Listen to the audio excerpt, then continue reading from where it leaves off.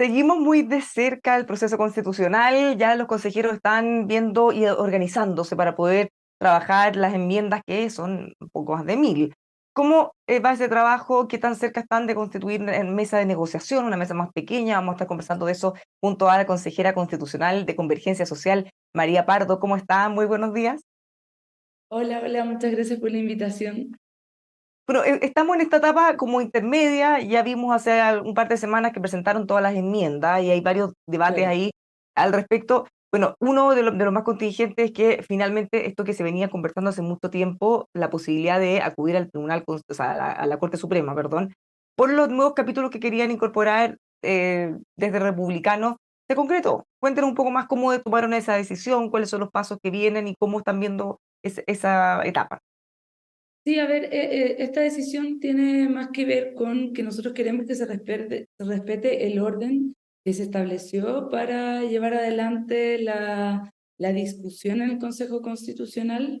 En el Consejo Constitucional no se prevé ni en la Constitución ni en el reglamento un espacio para cambiar los capítulos, para agregar capítulos, etcétera. Y por lo mismo que nos pareció relevante que se hiciera el punto, se usaran los mecanismos institucionales que están establecidos para estos efectos. Es más que nada eso. Y por lo mismo es que se presentó el recurso el día domingo ante la Corte Suprema. Obviamente esto no tiene nada que ver con los contenidos en sí mismos que nosotros estamos impulsando en esta nueva constitución. Se nos ha dicho por ahí que nosotros no nos estamos preocupando por la seguridad, pero yo creo que para cualquier persona que se da el trabajo de revisar las enmiendas, es más que claro que nosotros tenemos una gran preocupación por los temas de seguridad. De hecho, presentamos varias enmiendas que hablan precisamente no de algo meramente simbólico como lo es la aparición de un capítulo, que al final del día es simplemente un título que agrupa normas, sino que enmiendas que van al corazón de la solución de problemas de seguridad. Ya, o sea, dos cosas. Primero, como usted dice, para que quede claro que hay un tema de forma, no de fondo, necesariamente, porque obviamente pueden debatirlo. Pero si para ustedes meramente la incorporación de un capítulo, entonces, ¿por qué hacen esto o en qué les afecta? Porque también está dentro de la mesa la posibilidad de que consensuaran los contenidos que irían en este capítulo. Claro, de hecho, bueno, nosotros estuvimos tratando de conversar esa alternativa desde antes de la presentación de las enmiendas, harto tiempo antes, de que la salida que veíamos a este problema es que consensuáramos estos capítulos por unanimidad, porque precisamente esa es la excepción a cualquier regla del reglamento, que se acuerde por unanimidad. Entonces nos dijeron, bueno, entonces lo podemos acordar por unanimidad. Sin embargo, no se logró esa unanimidad antes de que venciera el plazo para ir a la Suprema. Ahora para nosotros es importante el siguiente tema, que es ¿por qué vamos a la Suprema? Porque hay un orden establecido y no queremos que ese orden se desordene, ¿verdad? No queremos desorden en un proceso que es muy acotado, que tiene etapas muy establecidas, y por otra parte que cuando se presenta un capítulo completo nuevo, eso no nos permite a nosotros presentar enmiendas al respecto, ni revisarlo, ni nada por el estilo. Entonces, por lo mismo también estábamos apuntando a la unanimidad, pero al final del día no se pudo. Ahora, esa ya no usa unanimidad, pero podría haber todavía una posibilidad porque esto va en un carril separado, la Corte Suprema va a analizar esta posibilidad, va a tomar una definición, pero todavía hay espacio para eventualmente consensuar qué contenidos podrían haber en un capítulo, porque incluso decían, en vez de Fuerzas Armadas, que fuera de seguridad o algún nombre que quedara cómodo y que ustedes pudieran sentirse bien también, agrupándolo de una forma distinta, parecido a lo que está actualmente en la Constitución, o quizá distinto, pero con un capítulo que deje contento al sector de O sea, yo creo que siempre va a haber posibilidad de diálogo, las puertas siempre están abiertas, lo hemos conversado entre los delegados, de que vamos a seguir conversando, que vamos a empezar a articular un poco también la discusión que se está dando en comisiones. Así que ahora, desde esta semana en adelante, y aparte, de acuerdo con el cronograma, la discusión en comisión, es decir, la revisión de las enmiendas, que es muy importante para efectos de que nosotros nos hagamos una idea acerca de cuál es la idea que hay detrás de cada una de las enmiendas que presentamos y luego ya el próximo mes empieza la discusión en el Pleno. Ahora, mirando, para cerrar el tema de la Corte Suprema, ¿qué esperan ustedes que pase? ¿Cuáles son los plazos? ¿Cómo va el procedimiento? Porque ustedes ya presentaron el requerimiento en el minuto que, si no lo hacían, después ya no podían hacerlo. ¿Pero qué viene ahora? Claro, bueno, ahora se debería declarar la admisibilidad del recurso y luego de eso, la verdad es un proceso bastante breve. Según mis cálculos, debiese estar siendo resuelto la próxima semana. Así que ya la próxima semana vamos a tener el pronunciamiento de la Corte respecto de la reclamación que hicimos. Ya, ¿y cuáles son las posibilidades que digan que no se puede y simplemente se elimine esa posibilidad? Y si dice que sí, No, las posibilidades no te las podría decir porque eso depende de la interpretación que hagan los ministros de la Corte Suprema respecto del asunto que sometemos a su conocimiento.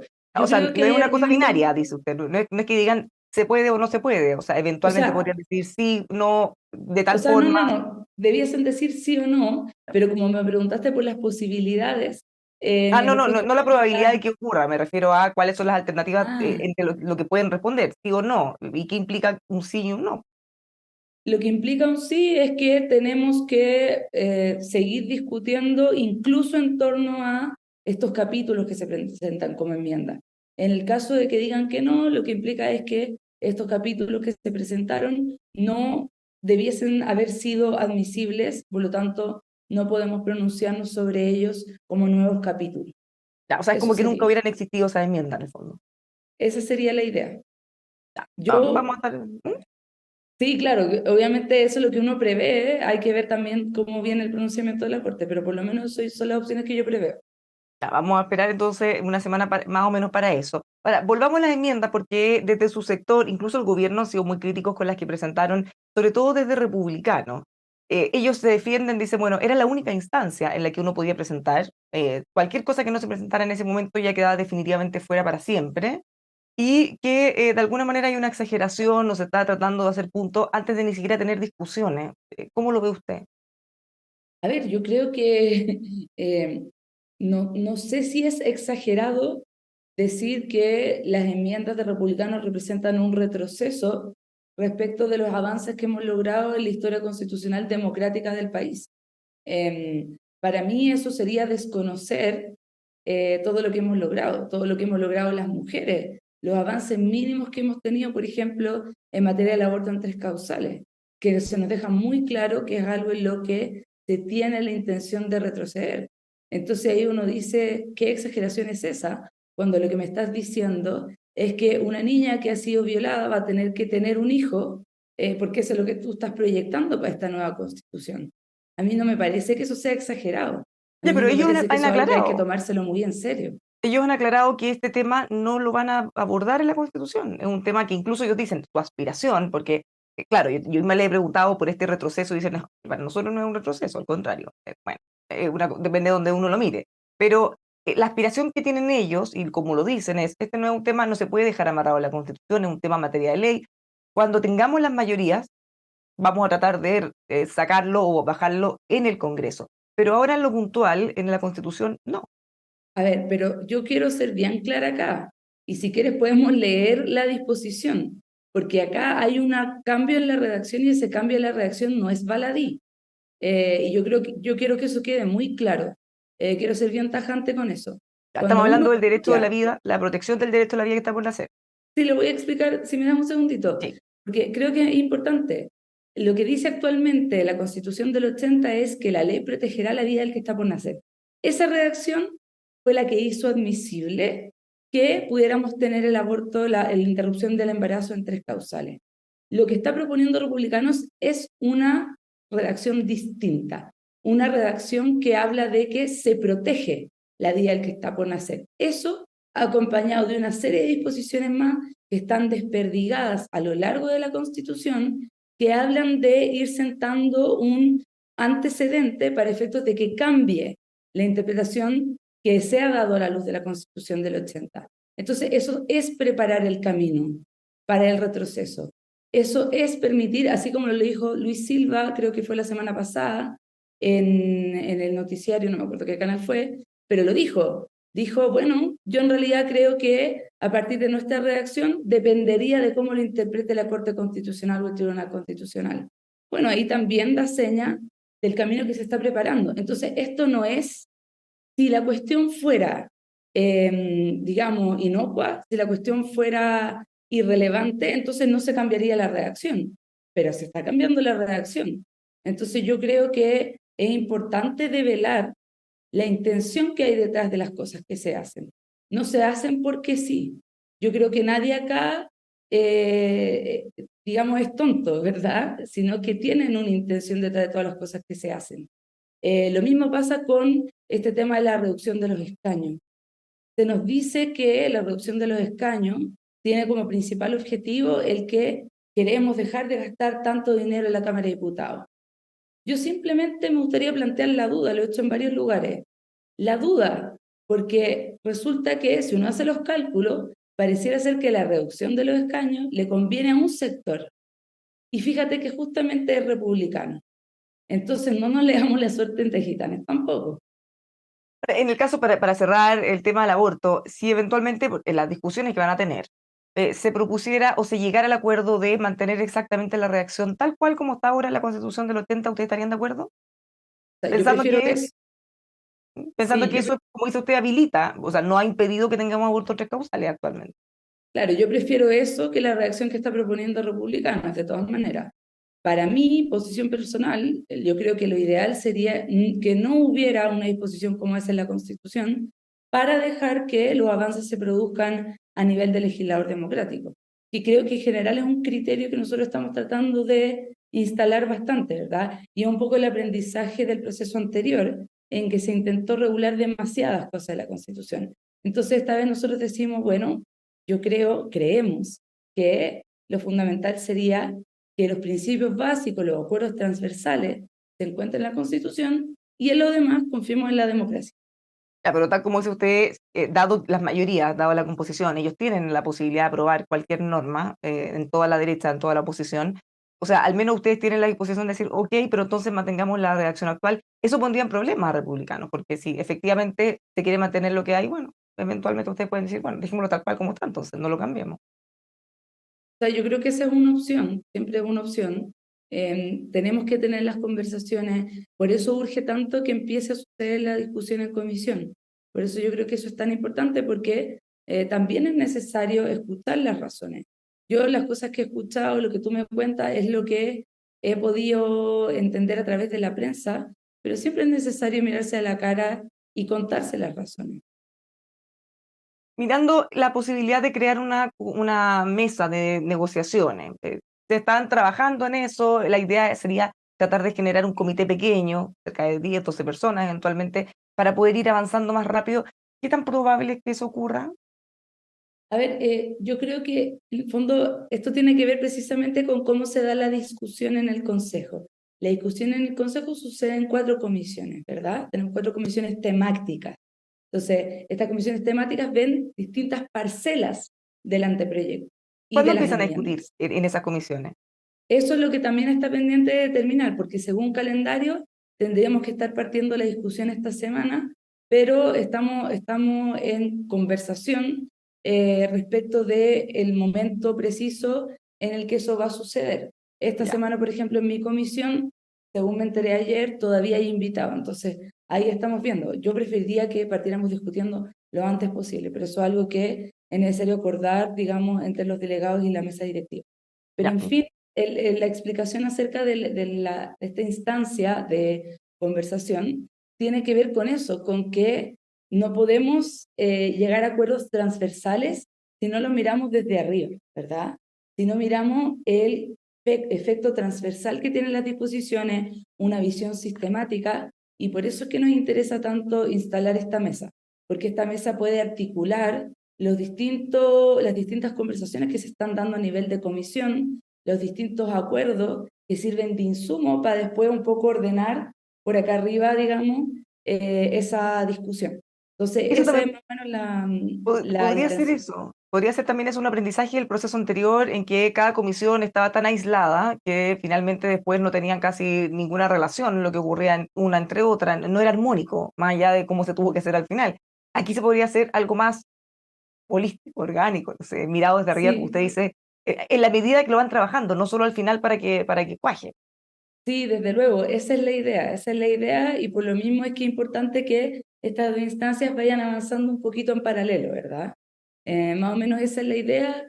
Hemos estado conversando constantemente con la derecha en torno a cómo integramos la mesa para que sea más fácil, para que la conversación sea más fluida.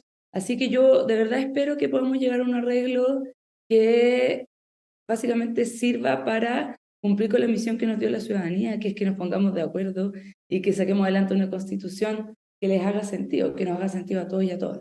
¿Cuándo cree que, o sea, usted ve posible que ocurra eso y que se conforme esta mesa de negociación tal como lo estamos conversando? Sí, o sea, yo lo veo posible, por lo menos creo que todos hemos dado las señales de que eso es una cuestión que a todos nos interesa, a todos y a todas. De hecho, yo creo que entre esta semana y la próxima eso debería empezar a andar si es que todo sale bien. Tampoco quiero hablar antes No de tan tiempo, pero optimista, dice. así Ahora, es.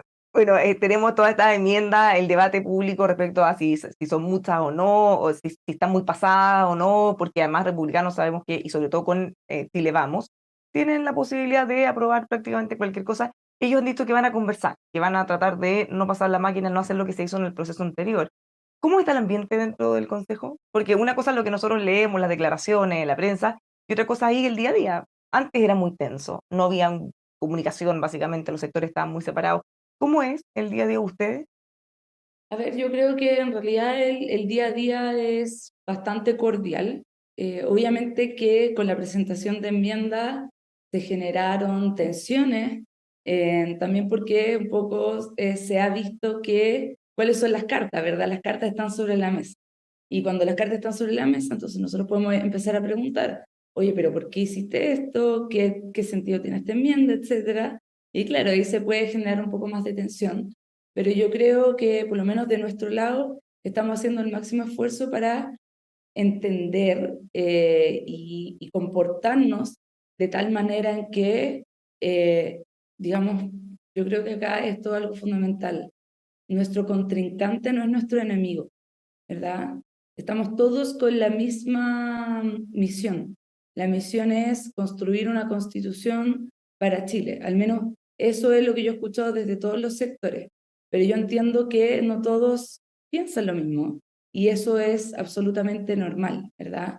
Entonces, estamos dentro de una cierta amistad cívica, espero, aún y espero que la podamos mantener hasta el final, sin perjuicio de que tenemos posiciones en muchos sentidos antagónicas.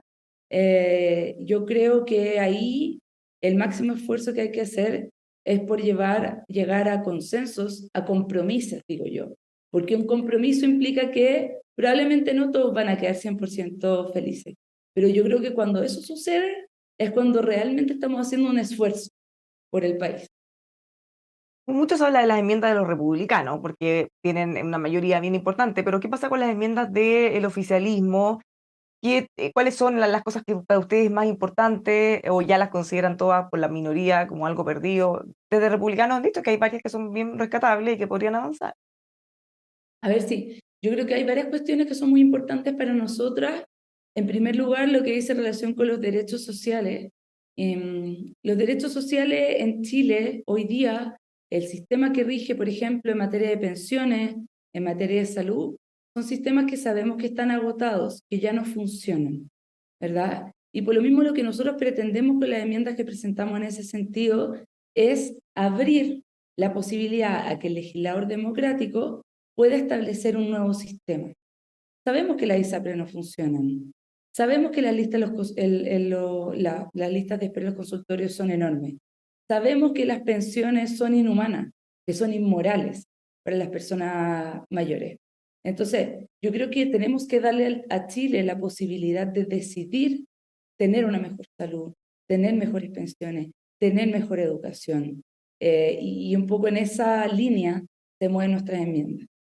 Por otra parte, buscamos reforzar muchos aspectos del anteproyecto, además de los derechos sociales, lo que dice en relación con la paridad.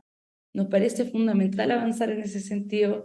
Para mí, en lo personal, es un caballito de batalla. Yo creo que obedece a un avance que ha tenido no solamente la política en Chile, sino la mentalidad de la ciudadanía.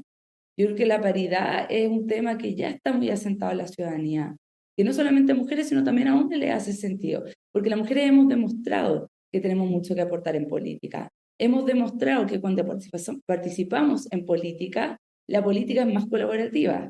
la política es más horizontal, la política es menos bélica, que es algo que a la ciudadanía le molesta tanto.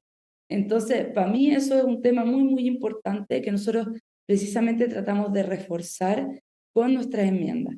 También impulsamos un tema que lamentablemente no quedó en el anteproyecto, que es el reconocimiento del trabajo de cuidado, que es de particular relevancia para las mujeres. Sabemos que la mayoría de las personas cuidadoras son mujeres, y por lo mismo que es tan importante ese reconocimiento de un trabajo que es vital para la reproducción de la vida en la sociedad, ¿verdad? También hay otras enmiendas un poco más concretas, quizá, pero que tienen que ver con el fortalecimiento de la democracia, ¿verdad? Nosotros hemos planteado que nos gustaría avanzar hacia un sistema electoral con listas cerradas.